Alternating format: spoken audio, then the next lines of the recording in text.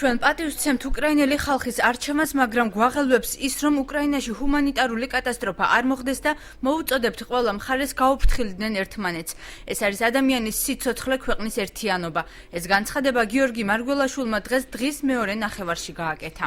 გული გვტკივა, როდესაც ხედავთ, რომ უკრაინაში მსხვერპლია. ჩვენ გვაადარდებს და გვაღელვებს ის, რომ უკრაინაში ჰუმანიტარული კატასტროფა არ მოხდეს და მოუწოდებთ ყველა მხარეს გაუფრთხილდნენ თავს. ეს არის ადამიანის სიცოცხლე, ეს არის ქვეყნის ერთიანობა. უკრაინის მხარდასაჭერი განცხადებები გააკეთეს დღეს ხელისუფლების სხვა წარმომადგენლებმა.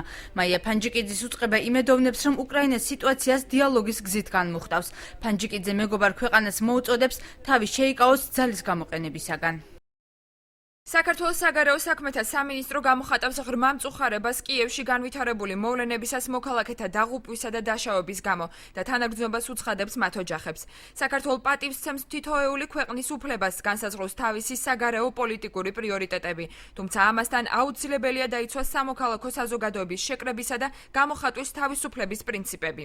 გულწრფელად გსურს მომავალშიც უკრაინა საქართველოსთან ერთად ვიხილოთ როგორც საერთო ევროპული ფასეულობების გამზიარებელი ქვეყანა დიდ ევროპულ ოჯახში.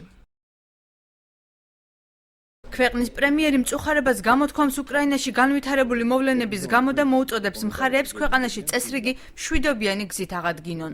მე მინდა კიდევ ერთხელ გამოთქვა ღრმა შეშფოთება ამასთან დაკავშირებით და ასევე დავგმო საქართველოს მთავრობის სახელით ყოველგვარი ძალადობა.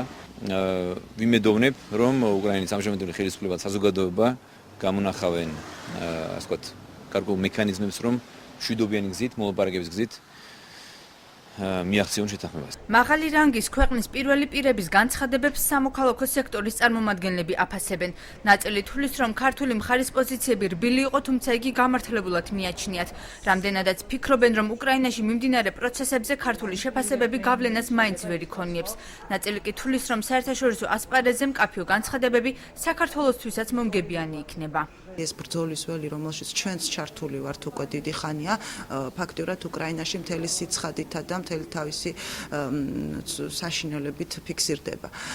ამიტომ მე მომხრევა, რომ საქართველოს ხელისუფლებამ უფრო მკაფიო და ძალიან ისეთი კონკრეტული მესიჯები გააჟღეროს იმ ადამიანების მხარდასაჭერად, ვინც დღეს ჩვენ ბრძოლასაც აწარმოებს რეალურად. ის რაც ხდება კიევის ცენტრში არის ბუნტი. ასეთ შემთხვევაში სხვა ხელისუფლების მხრიდან პოზიციების გამოხატვა კონკრეტული პოლიტიკური კრიზისის გადაჭრის მიმართულებით, რა თქმა უნდა იყოს ისეთი რბილი და ჰუმანიტარული ხასიათის მხოლოდ და მხოლოდ და რაც შეეხება ეხა პოზიციას იმის სურვილს, რომ საქართველოს აქვს სურვილი, თქვათ იმისა, რომ უკრაინა იყოს ევროკავშირის წევრი, ეს არაერთხელ იქნა გამოხატული და ეს არის ძალიან ღია, ესე რომ თქვათ პროცესი. ხელისუფლების განცხადებების ფონზე ოპოზიციის მიერ გაკეთებულ მკვეთრ შეფასებებთან დაკავშირებით მესამე სექტორში თვლიან, რომ ნებისმიერ პოლიტიკურ პარტიას აქვს უფლება საკუთარი პოზიცია გამოხატოს. ხოლო როგორ იქნება იგი აღქმული გულწრფელ თანაგრძნობად თუ შექმნილი მდგომარეობით მანიპულირებად, მხოლოდ ამ უმრჩევლის გადასაწყვეტია.